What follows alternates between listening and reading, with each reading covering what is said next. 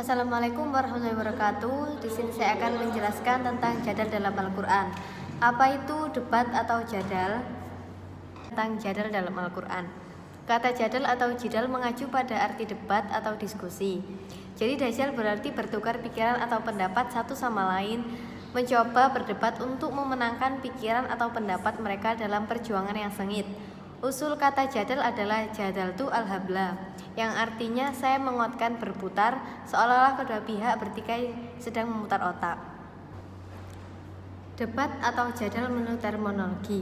Yang pertama ada Al-Jurjani menerangkan bahwa jadal ialah menggagalkan lawan bicara dari perkataan yang salah atau yang meragukan, atau dia bermaksud mengkoreksi pembicaraannya dengan argumen. Yang kedua, Mana Halil Al-Qoton memberi pengertian bahwa jadal adalah bertukar pikiran dengan cara bersaing dan berlomba untuk mengalahkan. Sementara itu, Muhammad Habsyi As-Siddiq memberi pengertian bahwa jadal adalah bertukar pikiran atas dasar menundukkan lawan. Sementara Ahsin W. Al-Hafid memberi pengertian bahwa jadal adalah bertukar pikiran atas dasar menundukkan lawan atau maksud memalingkan lawannya dari pendirian yang telah dipegang oleh lawannya itu. Dan yang kelima, sejalan dengan itu, Sayyidina M. Nuh memberi pengertian bahwa jadal adalah tindakan yang bertujuan untuk membuat orang lain tidak berkutik, melemahkan dan menyatakan kekurangan dengan cara mencela perkataannya, serta mengkaitkan dengan kekurangan dan kebohongan perkataan itu. Tujuan dari debat atau jadal yang pertama adalah menaklukkan atau mengalahkan, seperti jadala ar-rajula, yang berarti dia menaklukkan dan mengalahkan seorang dalam perdebatan. Yang kedua, menyempurnakan dan mempercantik, seperti jadala al-habla jadlan, berarti menguatkan dan menyempurnakan pintalan tali. Yang ketiga adalah pertengkaran dan perdiskusian yang sengit, seperti jadalahu mujadalatan wajidalan, berarti dia mendebat dan memusuhinya. Macam-macam debat atau jadal. Macam-macam debat atau jadal ini dibagi menjadi dua. Yang pertama jadal yang terpuji, dan yang kedua adalah jadal yang tercela. Jadal yang terpuji atau ajadla al-mahmuduh adalah jadal yang dilandasi niat dan ikhlas dan murni dengan cara-cara yang damai untuk mencari dan menemukan kebenaran. Dan yang kedua adalah jadal yang tercela atau al-jadal al-mazmum. Jadal ini adalah setiap debat yang menonjolkan kebatilan atau dukungan atas kebatilan itu. Jadal al-mazmum ini ada yang dilakukan dalam bentuk debat tanpa landasan keilmuan.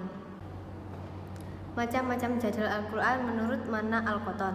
Yang pertama, menyebutkan ayat-ayat kauniyah yang disertai perintah melakukan perhatian dan pemikiran untuk dijadikan dalil bagi penetapan dasar-dasar kaidah, seperti ketauhidan Allah dan uluhiyahnya, dan keimanan kepada malaikat-malaikat, kitab-kitab, rasul-rasulnya di hari kemudian. Yang kedua, membantah para penantang dan lawan serta mematahkan argumen mereka. Perdebatan macam ini mempunyai beberapa bentuk.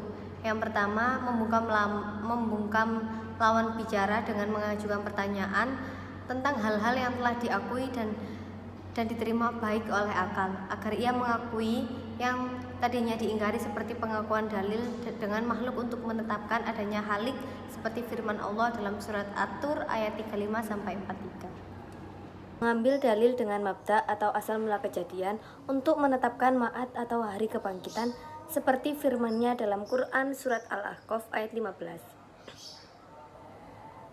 بما كانوا يعملون ووصينا الإنسان بوالديه إحسانا حملته أمه كرها ووضعته كرها وحمله وفصاله 30 شهرا حتى إذا بلغ أشده وبلغ 40 سنة قال رب أوزعني أن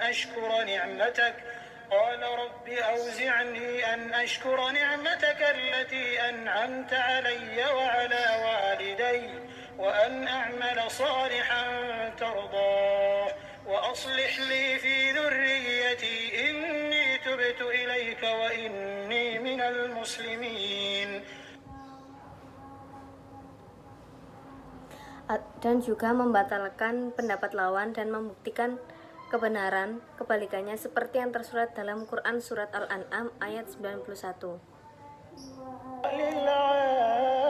للعالمين وما قدروا الله حق قدره إذ قالوا ما أنزل الله على بشر من شيء قل من أنزل الكتاب الذي جاء به موسى نورا وهدى للناس تجعلونه قراطيس تبدونها وتخفون كثيرا وعلمتم ما لم تعلموا أنتم ولا آباؤكم قل الله ثم ذرهم في خوضهم يلعبون وهذا. Di dalam kitab Al-Itqan fi Ulumil Quran, Imam Syuuti menyebutkan beberapa hal yang termasuk dalam bentuk jadal. Di antaranya adalah al-isjal, yaitu meletakkan kata yang menunjuk kepada lawan bicara dan juga apa yang dibicarakan. Contohnya dalam firman Allah Quran surat Ali Imran ayat 194 yang berbunyi, ربنا وآتنا ما وعدتنا على رسلك ولا تخزنا يوم القيامة إنك لا تخلف الميعاد.